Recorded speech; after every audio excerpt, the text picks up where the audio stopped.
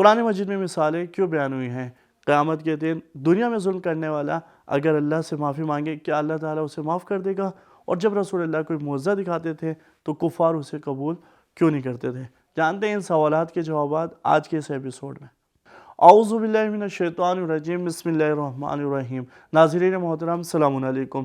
سبیل قرآن کے اس تفسیری پروگرام میں آپ کا خیر مقدم کرتے ہیں۔ اپنے اس تفسیری پروگرام میں ہم سورہ روم کی تفسیر کو سن رہے ہیں۔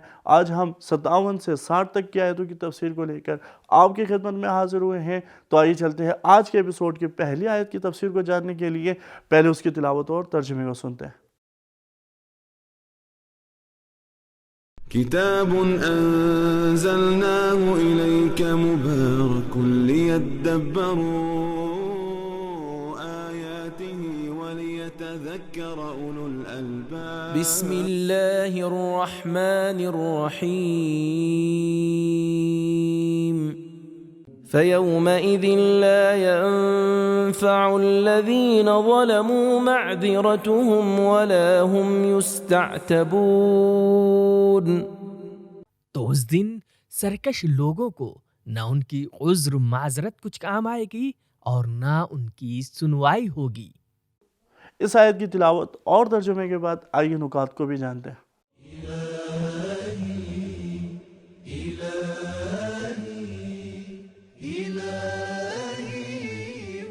یستعتبون عتبہ سے بنا ہے جس کا معنی ہے پریشانی۔ جب استعتاب کی صورت میں ہو تو اس کا معنی ہوتا ہے توبہ اور برائیوں اور پریشانیوں کا دور ہونا۔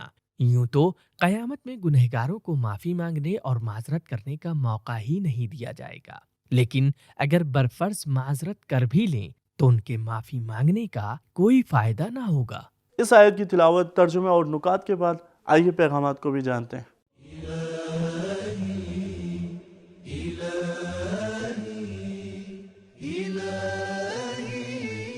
نمبر 1، انسان کی عاقبت اور قیامت میں کس طرح حاضر ہونا ہے یہ اس کے اعمال پر منحصر ہے۔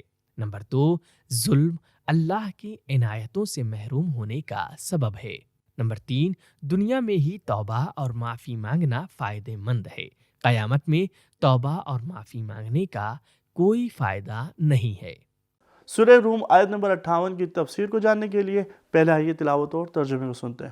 وَلَقَدْ ضَرَبْنَا لِلنَّاسِ فِي هَذَا الْقُرْآنِ مِنْ كُلِّ مَثَلٍ وَلَئِنْ جِئْتَهُمْ بِآيَةٍ لَيَقُولَنَّ الَّذِينَ كَفَرُوا إِنْ أَنْتُمْ إِلَّا مُبْطِلُونَ۔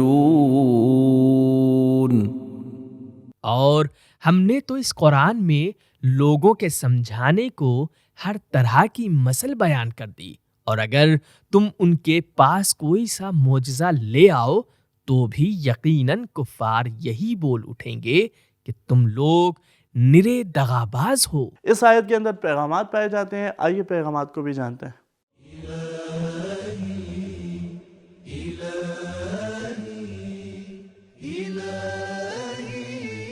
نمبر 1، قرآن مجید کے مخاطب تمام انسان ہیں۔ نمبر 2، قرآن مجید ہدایت اور رہنمائی کی کتاب ہے اور مثال حقیقت کو سمجھانے کا بہترین طریقہ ہے، لہٰذا اللہ نے مختلف چیزوں کی مثال پیش کی ہے۔ نمبر 3، قرآن مجید کے مطالب اتمام حجت کا سبب ہیں، اور جو انسان حق کو سمجھ لے اور حجت اس پر واضح ہو جائے تو اس کا عذر قابل قبول نہیں ہے۔ نمبر 4، ہٹ دھرمی کرنے والے کفار کسی طرح کی بھی دلیل اور نشانی کو قبول نہیں کرتے۔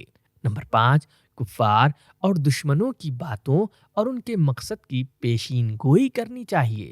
نمبر 6، کفار کی دشمنی اور ضد ہمارے لیے درس ہونی چاہیے تاکہ حق کی راہ میں اور مضبوط رہیں۔ نمبر 7، جو انسان کفر اور ضد کے راستے پر چل پڑتا ہے وہ باطل کو حق اور حق کو باطل سمجھنے لگتا ہے۔ نمبر 8، کافروں کے پاس کوئی دلیل نہیں ہوتی، اسی لیے حق کی توہین کرنے لگتے ہیں۔ نمبر 9، کفار نہ صرف حق کو قبول نہیں کرتے بلکہ اس کو باطل بھی کہتے ہیں۔ نمبر 10، کفار صرف پیغمبر اسلام صلی اللہ علیہ وآلہ وسلم ہی نہیں بلکہ تمام نبیوں اور تمام مومنوں کو باطل سمجھتے ہیں۔ معجزہ لانے والے تو پیغمبر اسلام صلی اللہ علیہ وآلہ وسلم ہیں، لیکن کفار انتم کا لفظ استعمال کر کے گویا تمام انبیاء یا تمام مومنوں کو باطل سمجھتے ہیں۔ سورہ روم آیت نمبر 59 کی تفسیر کو جاننے کے لیے آئیے اس کی تلاوت اور ترجمے کو سنتے ہیں۔ كذلك يطبع الله على قلوب الذين لا يعلمون۔ اور اس طرح اللہ معرفت نہ رکھنے والوں کے دلوں پر مہر لگا دیتا ہے۔ اس آیت کے اندر ایک نقطہ پایا جاتا ہے، آئیے اس ایک نقطے کو بھی جانتے ہیں۔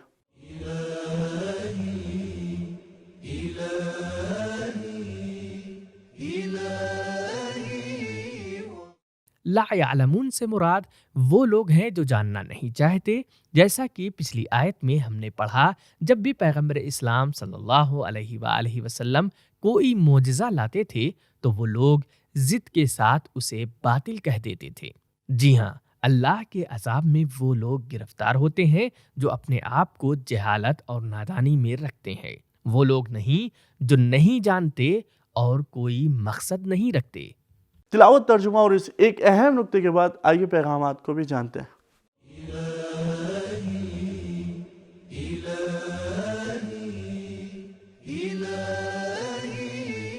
نمبر 1، ضد کی سزا ہدایت کا چھن جانا ہے۔ نمبر 2، نااہلوں کے دلوں پر مہر لگانا اللہ کی ایک سنت ہے۔ نمبر 3، سنگ دلی کی وجہ کو انسان خود اپنے اندر پیدا کرتا ہے۔ سورہ روم کی آخری آیت یعنی آیت نمبر 60 کی تفسیر کو جاننے کے لیے آئیے اس کی تلاوت اور ترجمے کو سنتے ہیں۔ فاصبر ان وعد الله حق ولا يستخفنك الذين لا يوقنون۔ تو اے رسول تم صبر کرو، بے شک خدا کا وعدہ سچا ہے، اور کہیں ایسا نہ ہو کہ جو لوگ تمہاری تصدیق نہیں کرتے تمہیں بہکا کر خفیف کر دیں۔ پروردگار عالم نے اس آیت کے اندر بھی ایک نقطہ رکھا ہے، آئیے اس ایک نقطے کو بھی جانتے ہیں۔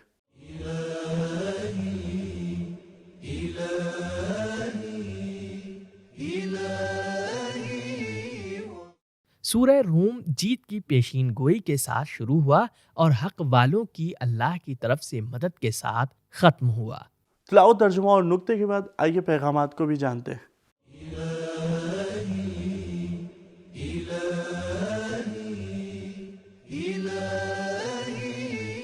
نمبر 1، دینی پیشواؤں کو صبر کرنے والا ہونا چاہیے۔ نمبر 2، اللہ کے وعدوں پر ایمان رکھنا صبر کرنے کا باعث ہے۔ نمبر 3، بے دین لوگوں کے ماحول بنانے کا ہمارے ارادوں پر کوئی اثر نہیں ہونا چاہیے۔ نمبر 4، اگر اللہ تعالیٰ کا لطف و کرم، تعلیم اور انتباہ نہ ہو، انبیاء بھی کمزور ہیں۔ نمبر 5، پیشوا کو کمزور اور اس کی توہین وہی لوگ کرتے ہیں جو حق کے راستے پر یقین نہیں رکھتے۔ نمبر 6، جو صبر نہیں کرتا وہ خفیف یعنی ہلکا ہو جاتا ہے۔ تو ناظرین محترم، آج کے اس ایپیسوڈ سے ہمیں یہ درس ملا کہ جو لوگ دنیا میں ظلم اور سرکشی کرتے تھے وہ ڈر کے مارے آخرت میں اللہ سے معافی کے طلبگار ہوں گے، لیکن ان کو معاف نہیں کیا جائے گا۔ قرآن ہدایت کی کتاب ہے اور حقیقت کے اوپر مبنی ہے۔ حقیقت کو سمجھانے کے لیے مثالیں دی جاتی ہیں، اور جب رسول اللہ کوئی معجزہ دکھاتے تھے تو کفار اسے دغا اور دھوکہ کہہ کر انکار کر دیتے تھے۔ تو ناظرین، ہمارا یہ ایپیسوڈ یہیں پر ختم ہوتا ہے، ملتے ہیں اگلے ایپیسوڈ میں، تب تک کے لیے شکریہ، خدا حافظ۔ سبیل قرآن، قرآنی سماج کی پہچان۔